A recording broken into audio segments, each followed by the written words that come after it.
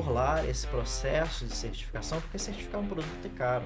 Se gasta somente em um laboratório próximo de 2 milhões de dólares. Os instaladores, as construtoras, o cliente final faça essa checagem de documentação, assim como dos sprinklers também. Todo sprinkler tem um TY, um SIN number que você pode checar nos principais certificadoras se realmente ele foi homologado, ele foi certificado.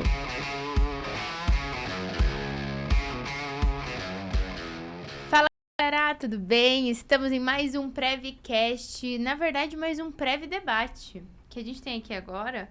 Quando junta mais de uma pessoa entrevistada, vira o Prev Debate, que a gente faz os debates sobre os assuntos.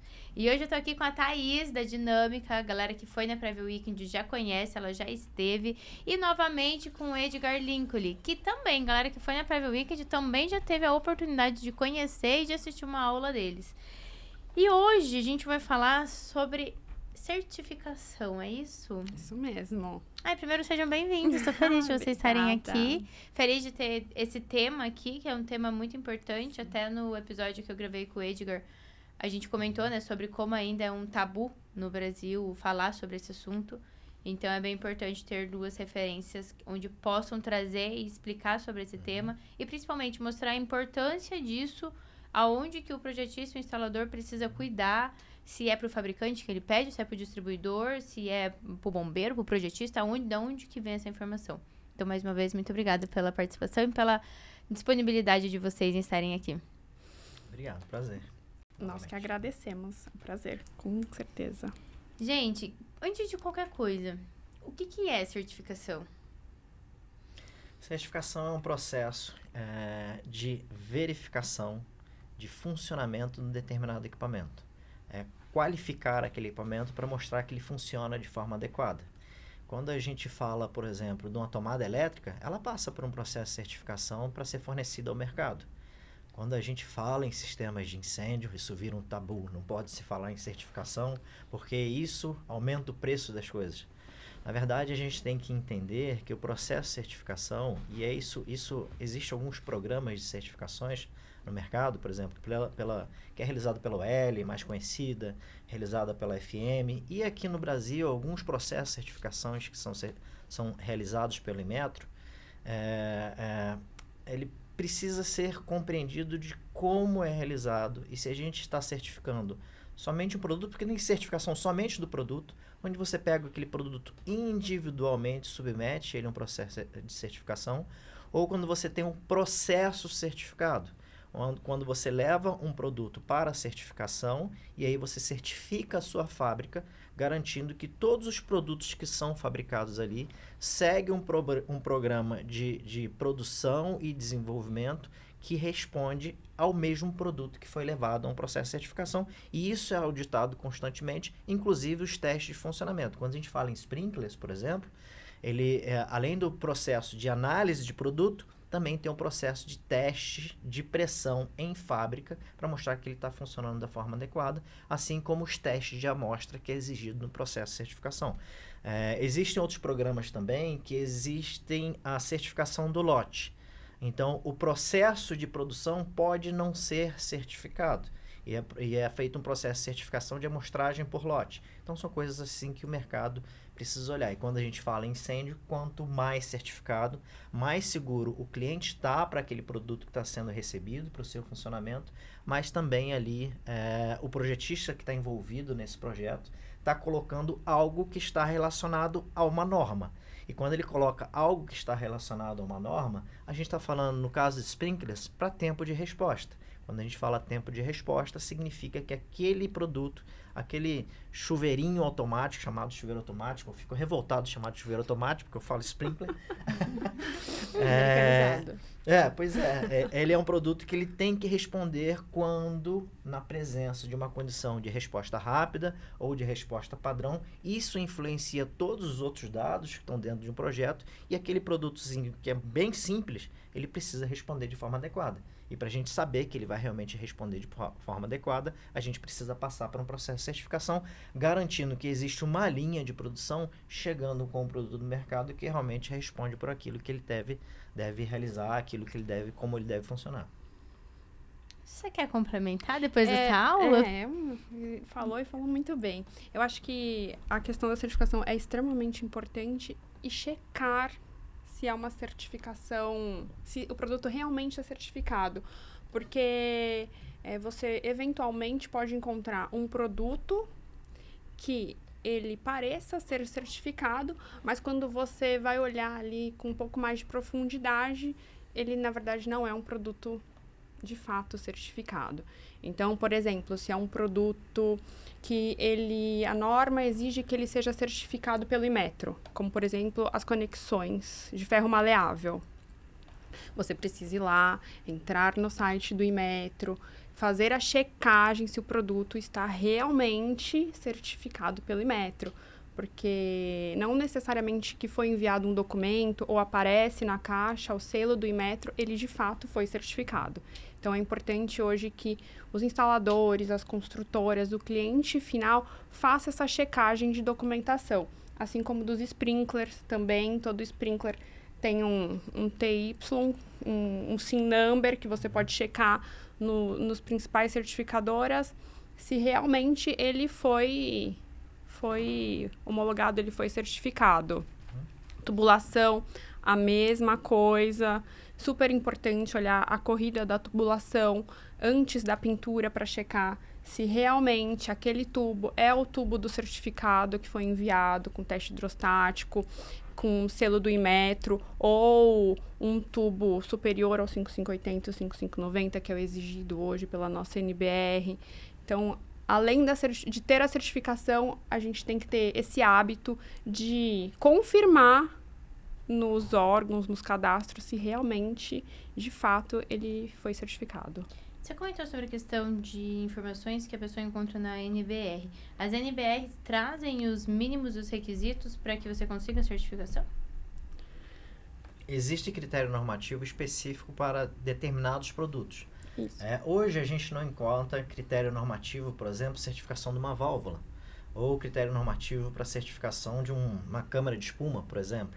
Mas já existem aqui no Brasil normativo específico para certificação de sprinkler de baixa vazão. Como existe de tubulações e conexões, já existem bastantes critérios normativos pela ABNT que trazem dados necessários de certificação, onde existe dentro do Inmetro as empresas homologadas, que são empresas certificadoras, que vão garantir que aquele produto está sendo construído, desenvolvido dentro do processo de certificação, com as características necessárias dentro do critério normativo. Qual é o papel do Inmetro dentro da certificação? Ele é um agente fiscalizador. E eu posso estar errando, faltando alguma coisa, tá, gente? Mas eu enxergo o Inmetro como agente fiscalizador no processo de certificação de produto. E quem que certifica produto?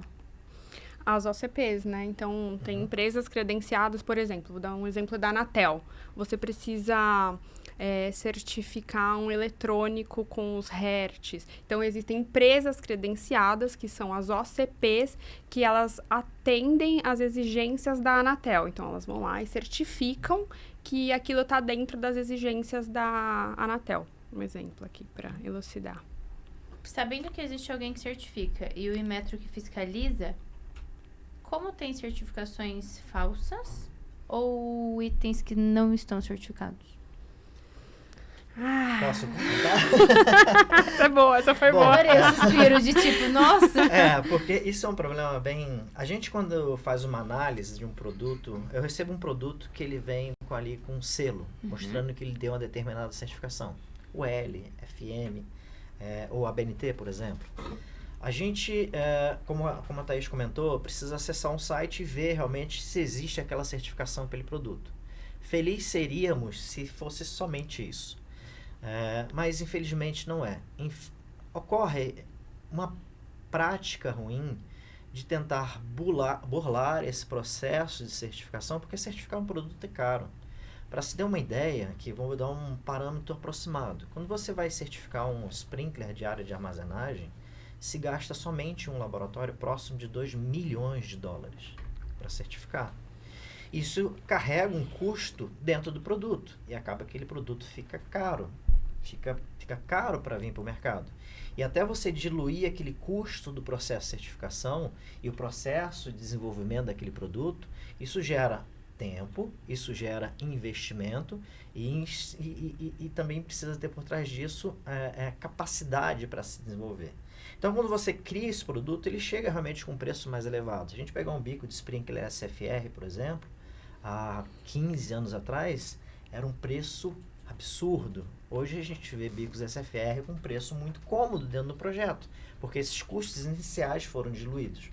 Mas o que acaba acontecendo é que, por maldade, algumas empresas acabam fabricando chamado de produtos falsos, no mercado internacional chamado como counterfeit, que são produtos muito parecidos, mas fabricados de forma duvidosa, a ponto de a gente já ter evidenciado, inclusive aqui no Brasil, produtos da marca Taiko chegando no mercado por fábricas desconhecidas.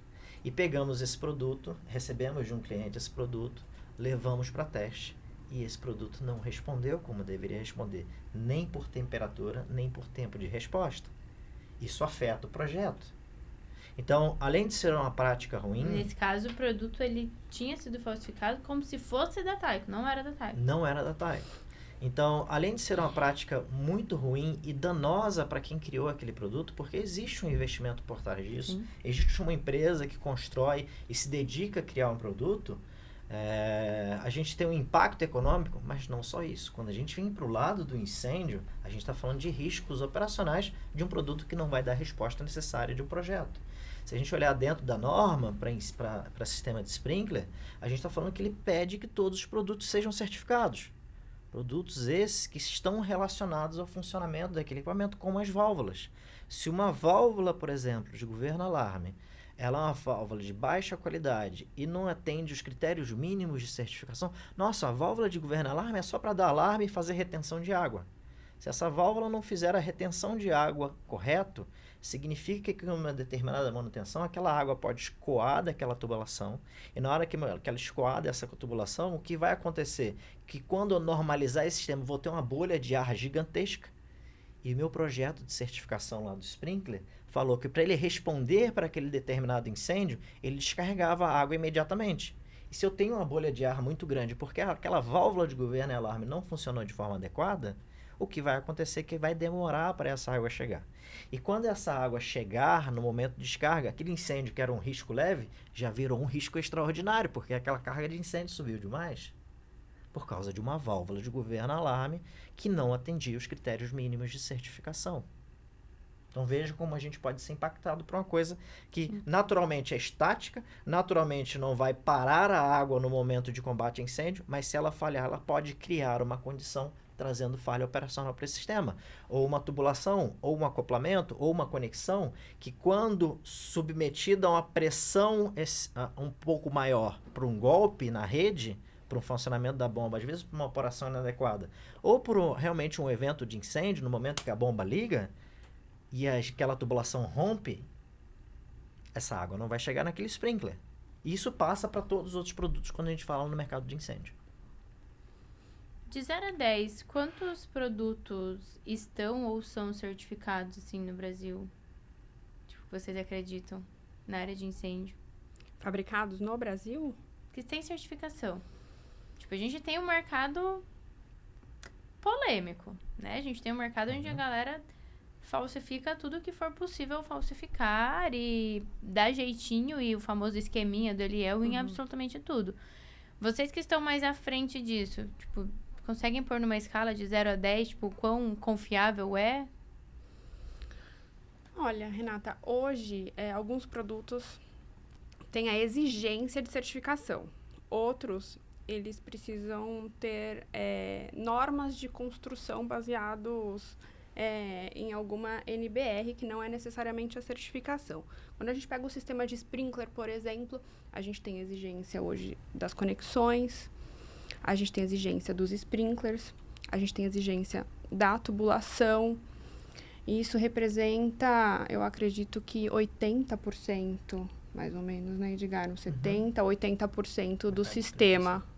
Então, a gente tem 80% de um sistema de, vamos usar o caso do sprinkler, 80% do sistema, ele precisa obrigatoriamente ser certificado. Sim. Ok? E quantos por cento você acredita que realmente está certificado? Eu não vejo hoje, para o sistema de sprinkler, principalmente, alguém tentando comprar. Não aparece hoje, a gente tem uma consulta enorme de obras, de produto.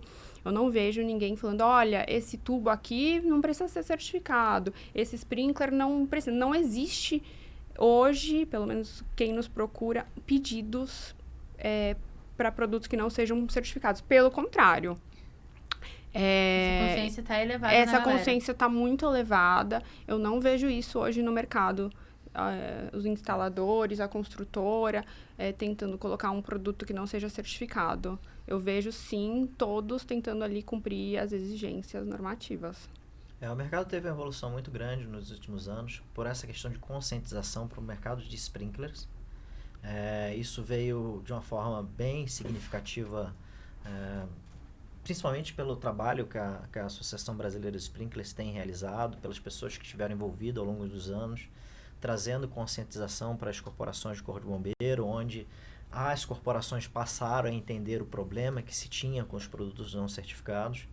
Aqui em São Paulo, por exemplo, na norma é exigido sim que os sprinklers sejam certificados, mas a bomba não é exigido. Acredito que por enquanto ainda não existe a exigência da bomba certificada. Não é exigido ainda. Mas existe um universo ainda que precisa ser discutido, precisa ser trazido. Existem fabricantes nacionais que produzem, que se veem um pouco para outros sistemas, não para a parte de sprinklers, que se veem um pouco, não quero fazer a certificação, é um processo caro, eu não me movo com isso. Eu vejo como um problema, tanto para a pessoa que fabrica, quanto para o mercado. É algo que precisa evoluir e a gente vai evoluir com isso. Lembrando que há 10 anos atrás a gente não tinha o que tem hoje de exigência na certificação de sprinklers. Na parte de sprinklers, o que me preocupa mais mesmo é a questão de falsificação, porque o cliente está interessado no produto certificado, o projetista colocou um produto certificado e às vezes o produto que chega, ele teoricamente não passou pela certificação e realmente é uma cópia de alguma coisa. E dentro disso, eu como fábrica, eu pelo lado da Taiko, eu falo, eu sempre recomendo, procure não só verificar a certificação. A certificação, inclusive, gente, hoje você pode ter um produto certificado, daqui a 2 semanas ele deixar de ser certificado porque houve uma mudança ou aquela empresa perdeu a certificação por uma mudança na fábrica. Por exemplo, se eu mudo uma matéria-prima do meu produto, eu tenho que refazer o meu processo de certificação. Se eu não refizer o meu processo de certificação, na próxima inspeção do laboratório, você perdeu sua certificação e eu, como Taiko, deixo de ter essa certificação. Então, isso é uma coisa, por isso que a gente fala, tem que olhar lá no site. Mas da onde está vindo esse produto? É de um distribuidor autorizado? Então, é aí que vem o problema. Às vezes, eu já me deparei com projetos que fizeram compra no mercado internacional do produto para trazer para cá, achando que seria uma ação mais econômica, e coisa que não é. Se a gente olhar os números de impostos e tudo mais, a gente vê que não é uma operação convencional e fácil de se fazer. E inclusive casos que eu percebi que era produto que não era produto nosso. Isso é uma infelicidade que acontece no mercado.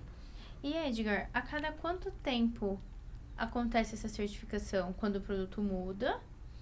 Toda vez. O processo de certificação é um processo contínuo de inspeção que você recebe do laboratório certificador.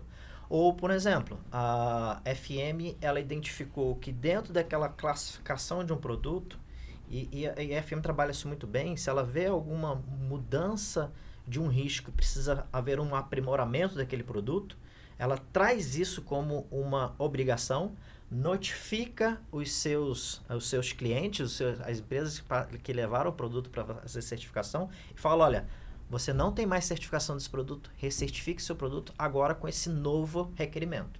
Uma nova válvulazinha de alívio, por exemplo.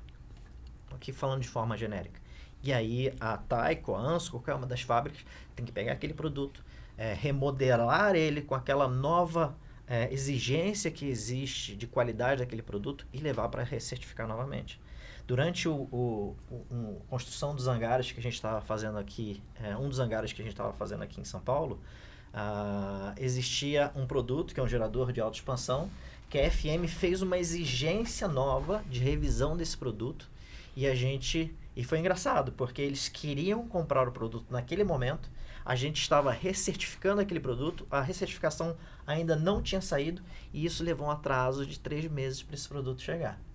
Porque a gente só ia trazer esse produto depois que ele tivesse homologado e aprovado pela FM, que era a exigência desse cliente. E a compreensão foi ampla, tanto do lado do cliente, quanto com todas as empresas envolvidas, porque a gente estava passando por uma revisão exigida pelo laboratório da FM.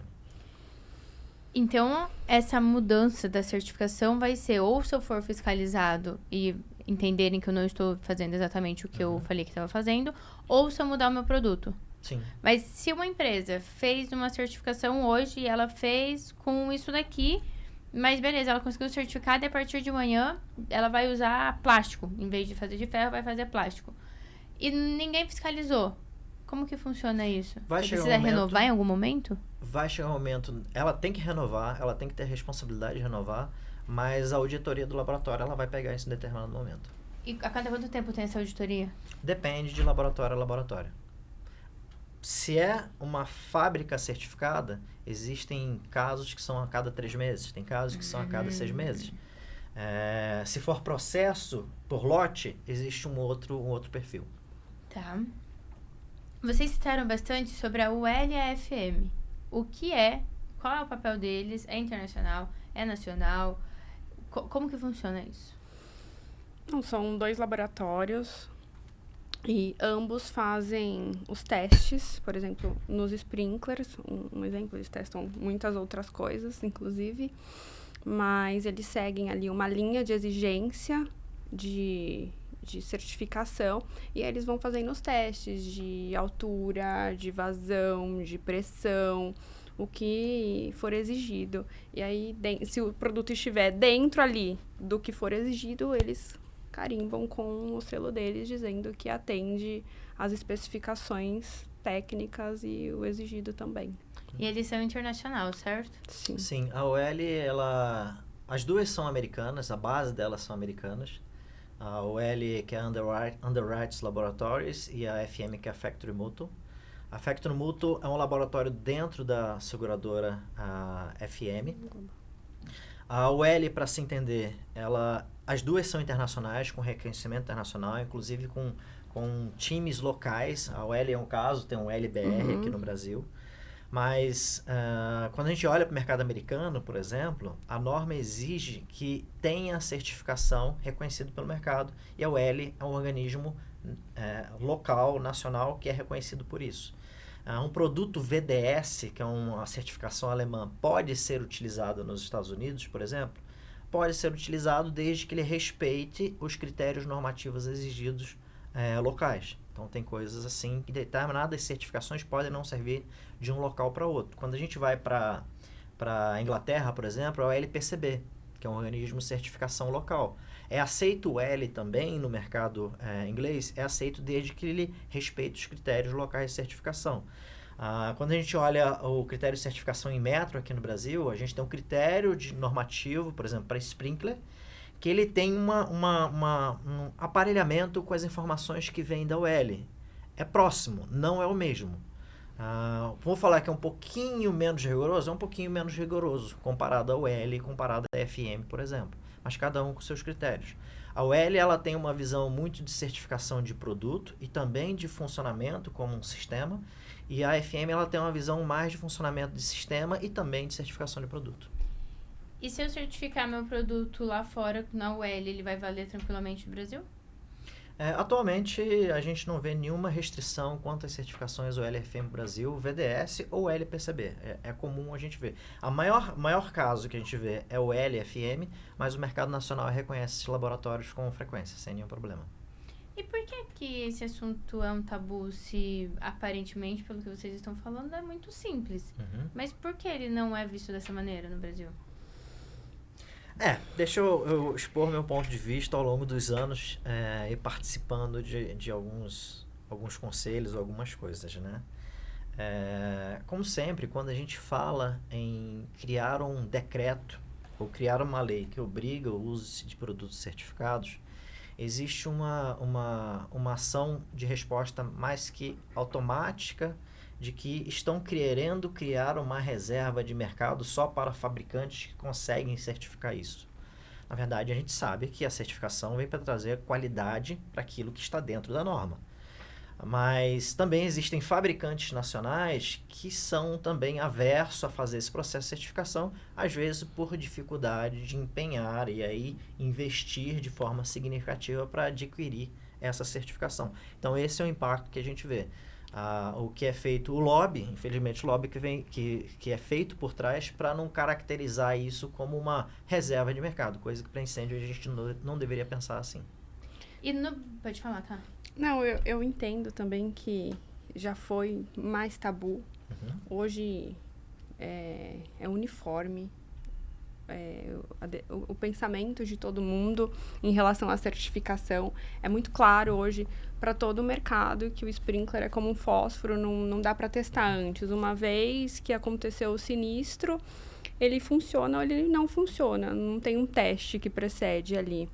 Então, eu vejo que de uns 4, 5, 6 anos para cá, a mentalidade sobre a certificação mudou muito e perdeu um pouco, tinha sim, mas se perdeu um pouco essa questão da reserva de mercado e acho que está todo mundo muito interessado em ter coisas que funcionam.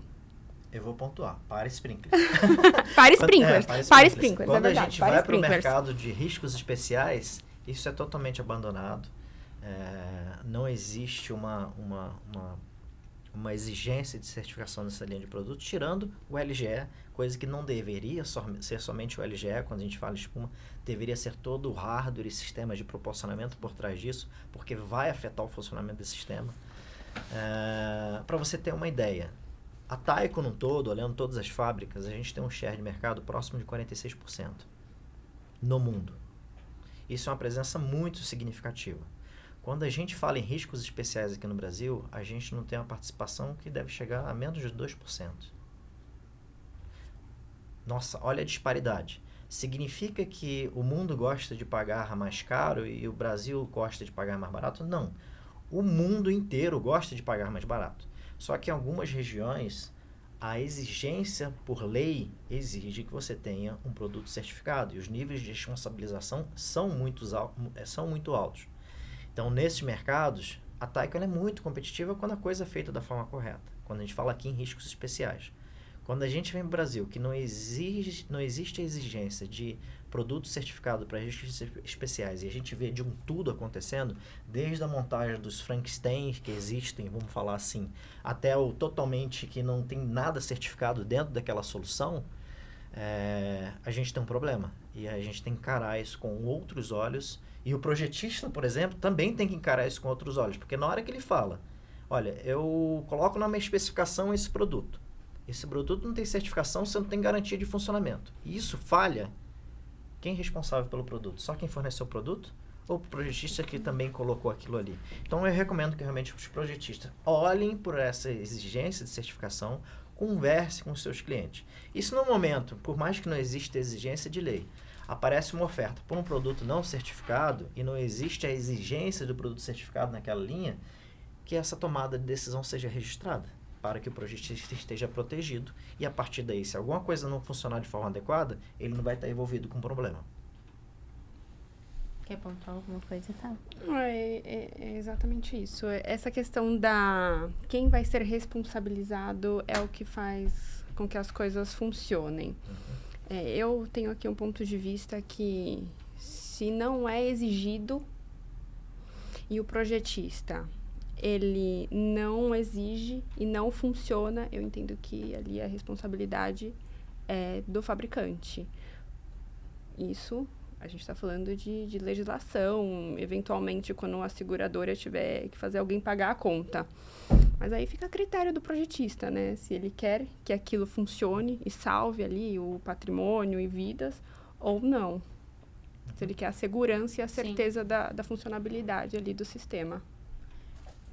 Pra gente encerrar esse tema polêmico, Eu acredito que certificação, isso, por exemplo, Thaís, que você mencionou de o projetista solicitar que seja o material certificado, dificilmente encontra essa informação em um projeto. Por exemplo, olha, procure uma fabricante, uma distribuidora que tenha todos os produtos certificados. Justamente por não ser um assunto muito falado, talvez, ou não ser um assunto tão levado a sério, né? Normalmente, se tem o símbolo da ABNT ou de qualquer coisa, tá tudo bem, é certificado, podemos seguir.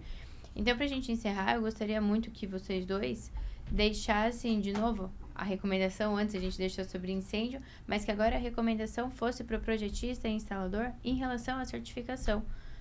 Talvez para quem que ele pede, como ele pede, onde ele confere, tenha certeza que aquilo é válido, qual a importância disso, algo nesse sentido. Da minha parte, a minha recomendação primeiro, como a Thaís comentou, olhe no site do agente certificador, que ele mostra lá o produto certificado. Aquele produto mantém aquela certificação. Segunda coisa, procure o distribuidor autorizado do fabricante. Se você tem um distribuidor autorizado do fabricante, a sua chance de errar cai absurdamente. Porque o distribuidor autorizado, ele não vai cometer um processo de falsificação a ponto de se comprometer com o fabricante ao qual ele trabalha. Então, e se você tem dúvida, procure o fabricante diretamente. O fabricante, ele tem, a gente aqui tem uma pessoa falando português, como dentro da Tyco, para dar uma resposta adequada em qualquer consulta que seja necessário. Outros fabricantes, às vezes, que não tenham representação aqui no Brasil, ele também pode ter, provavelmente tem uma pessoa que pode dar resposta confirmando quem são os agentes distribuidores e até se aquele lote que foi fornecido sim compreende um produto que saiu da fábrica, que está dentro do processo de certificação e passou pelo processo de certificação. Em Sprinkler é exatamente isso, é procurar distribuidores autorizados aqui no território nacional e, na dúvida, checar com o próprio fabricante se ele é realmente o distribuidor e se o lote tá ok. Em relação aos outros produtos, aí seria outro podcast, porque são muitos itens e aí a gente teria que falar caso a caso. Que nem eu comentei, as conexões de ferro maleável, precisa dar uma olhada no site do Inmetro. A tubulação, que de uma maneira bem sucinta. Sempre olhar a corrida antes da pintura, fazer uma inspeção. E até acrescentando aqui, quando a gente fala de tubulação, a gente obviamente tem a certificação, só que a gente tem que olhar outras coisas também. Tem que olhar a pintura, tem que olhar teste de aderência, tem que olhar a micragem, tem uma série de coisas que vão trazer confiança para aquele sistema. Enfim, se a gente for falar aqui de item a item, a gente vai ficar aqui o podcast inteiro, porque são muitos produtos e diferentes certificações. Mas o mais usual hoje para o sistema de combate de Sprinkler é a certificação UL e a aprovação FM, tanto para as conexões como para as válvulas, os sprinklers, e tem até tubulação já com esse tipo de certificação hoje aqui no Brasil. Então, seguindo essa linha de olhar se tem a certificação no produto, conferir com o site. Basicamente, então, se o projetista quiser saber se está certo, ele vai colocar no projeto que ele exige, né, que quem for executar, contrate e compre materiais certificados, e para ele ter uma certeza disso, ele vai entrar no site e vai procurar de acordo com toda a documentação que ele vai receber. Exatamente. Perfeito. Edgar, muito obrigada mais uma vez pelo seu tempo. Thaís, pela segunda vez no Prevcast também, muito obrigada pelo seu tempo. Agradeço. Acredito que esse podcast vai abrir muito a visão da galera que está assistindo. E caso alguém fique com alguma dúvida sobre o tema, a gente faz um novo podcast para falar sobre isso. Posso deixar o LinkedIn de vocês aqui embaixo para a galera perguntar, acompanhar? À vontade. Posso? Tá bom? Deixaremos o LinkedIn da Thaís, o LinkedIn do Edgar. Gente, esse foi mais um Prevcast. Mais uma vez, muito obrigada, gente. Eu que agradeço. Prazer, como sempre.